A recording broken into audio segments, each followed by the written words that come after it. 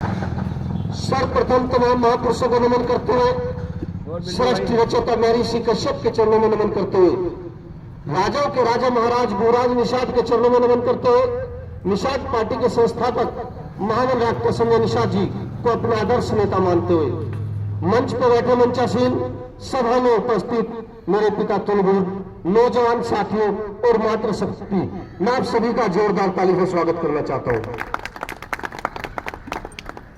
सम्मानित साथियों, आज से 76 सालों के बीच में मैंने तो कभी ऐसा ना देखा ना सुना, जिस प्रकार महामना डॉक्टर संजय कुमार निषाद जी, निषाद पार्टी के राष्ट्रीय अध्यक्ष एवं कैबिनेट मंत्री मत्स्य विभाग उत्तर प्रदेश द्वारा गांव-गांव जाकर के और दरवाजे पर जाकर के योजनाओं का लाभ आज तक मैंने कभी किसी को देते हुए नहीं देखा है। ये पहली पार्टी है निर्बल एवं शोषित हमारा अम्बल शॉर्ट फॉर्म निषाद पार्टी। ये पहली बार ऐसा हुआ है कि संजय निषाद जी के दिशा निर्देश पर हम लोग जो कार्य कर रहे हैं, उनका मानना है कि जो 76 सालों से यह समाज दबा कुचला समाज है, इसको ऊपर उठाने में योगदान डॉक्टर संजय निषाद ज्यादा से ज्यादा कर रहे हैं। 60% महिलाओं पर छूट दी गई है मत्स्य पालन में, 60% छूट, और जेंट्स में है 40% छूट। शायद आपने भी नहीं सुना होगा कि इतनी बड़ी छूट आज तक कभी मिली हो। मिली है कभी? बताइए आप लोग, हाथ उठा के बताइए आप लोग। नहीं मिली। मिली है कभी? ये पहली बार ऐसा हो रहा है। और बात यह नहीं कि 100 रुपए, 1000, 10,000 की बात नहीं है, करोड़ों तक की बात है।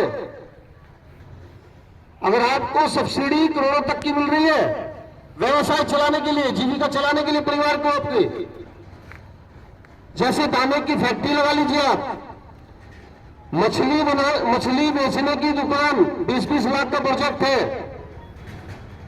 60% छूट है, 40% छूट है।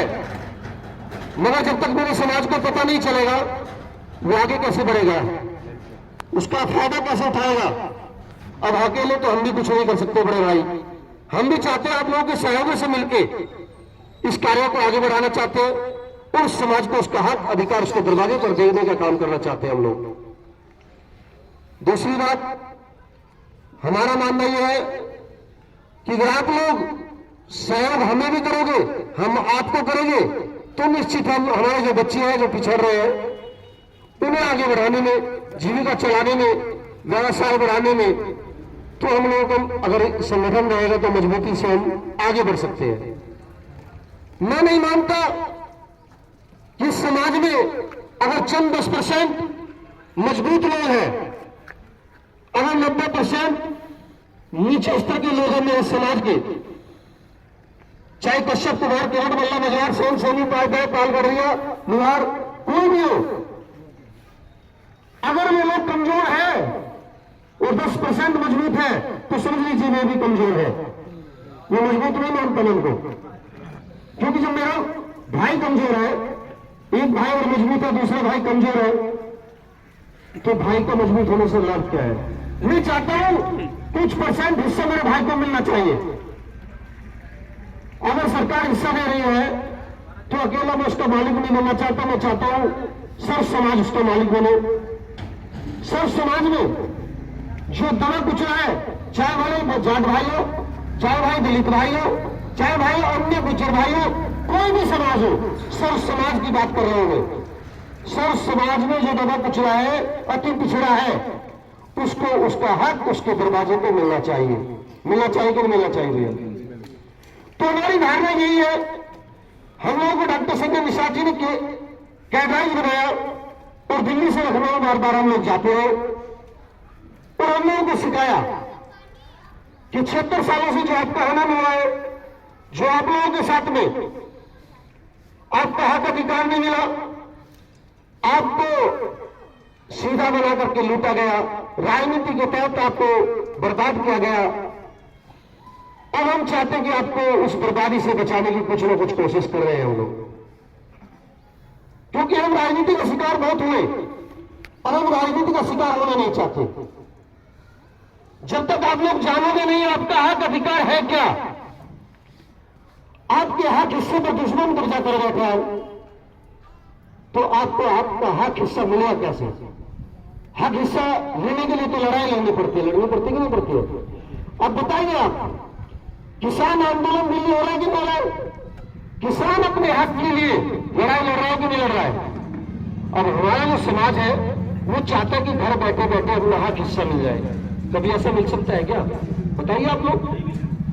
अगर आज आपको कोई पीड़ा हो जाए तो मैं कहता हूं कि आप लोग घर छोड़ करके 2 दिन या 4 दिन भी काम नहीं करोगे, उस काम के लिए दौड़ते रहोगे और राजनेताओं के हाथ पैर पकड़ते रहोगे कि बाबूजी मेरा काम करा दीजिए, बाबूजी मेरा काम करा दीजिए, और मैं धन भी देने के लिए तैयार हूं। मैं कहता हूं ऐसा मौका क्यों देते हो आप लोग?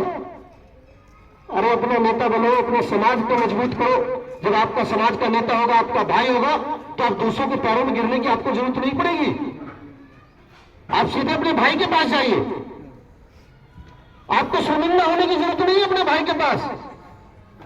आप तो फक्र से जाओगे कि मेरा भाई है, चौड़ी छाती कर करके जाओगे कि मेरा भाई बैठा हुआ है कुर्सी पे। पहले तो बात यह है कि दुश्मन आधा हो जाएगा जब उसका पता चलेगा रहे जनपद बागपत में कश्यप यहाँ का चेयरमैन है।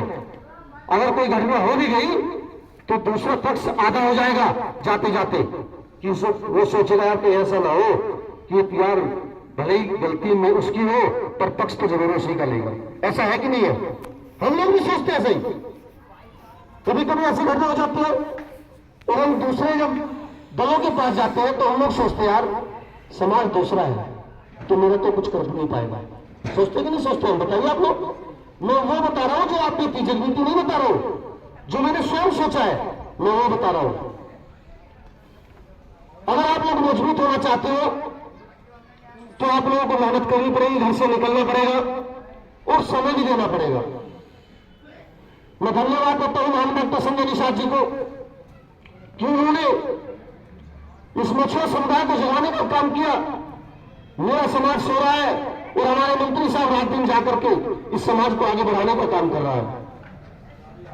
आपने देखा होगा, क्योंकि मैंने तो देखा है हमारे मंत्री साहब जब 3-3 दिन का कैडर देते हैं तो वो जब भाषण शुरू कर देते, पढ़ाना शुरू कर देते हैं तो वो आराम करने की इच्छा नहीं रखते। सुबह 9 बजे प्रोग्राम शुरू करते हैं और 4-5 बजे नाश्ता खाना देते हैं और फिर रात के 3-3 बजे तक पढ़ाते हैं। जिस प्रकार स्कूल में टीचर बच्चों को पढ़ाते हैं इसी प्रकार हमारे महान डॉक्टर संजय निषाद जी एक राजनीति का स्कूल खोला हुआ है, क्योंकि वो चाहते हैं, उन्होंने कहा है मैं चाहता हूं हर जनपद में डॉक्टर संजय निषाद पैदा हो। मैं हर कार्यकर्ता को डॉक्टर संजय निषाद बनाना चाहता हूं। अब जो कैबिनेट मंत्री होने के बावजूद भी दिन रात जाग के इस समाज की भलाई के लिए दिन रात लड़ रहा है, वो आपकी ताकत बढ़ाने के लिए, आपको मजबूत करने के लिए दिन रात एक कर रहा है, तो बताइए ऐसे मसीहा आपको कहां मिलेगा? कुछ हमारे लोग कह देते हैं कि यार नहीं हम तो कश्यप है यार, ये तो यार निषाद है। मैं कहता हूँ वो निषाद हो तो निषाद अपनी निषादों क्यों नहीं सोच रहा? वो कश्यप के बारे में क्यों सोच रहा है? केवट मल्ला मजवार के बारे में क्यों सोच रहा है? सेन उपाध्याय के बारे में क्यों सोच रहा है?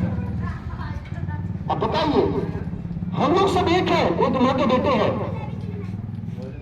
अब एक बाप के अगर 10 औलाद हो जाए तो नाम तो अलग अलग होने के नहीं होंगे, तो यही बात है, हम लोग के नाम अलग अलग रख दिए गए।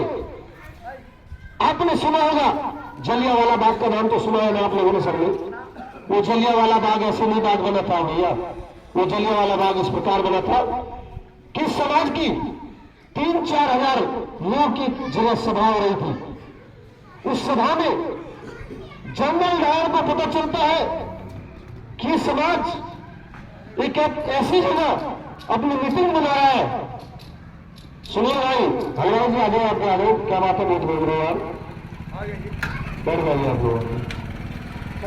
तो जैसे ही जनरल डायर को जानकारी होती है कि यहाँ पे मछुआ समुदाय का एक सभा हो रही है, तो रानी विक्टोरिया से जनरल डायर कहता है कि मैडम मछुआ समुदाय की एक मीटिंग हो रही है, और जनरल डायर ने मेरे समाज को इस प्रकार के घेर करके उन पर गोली चलवा दी।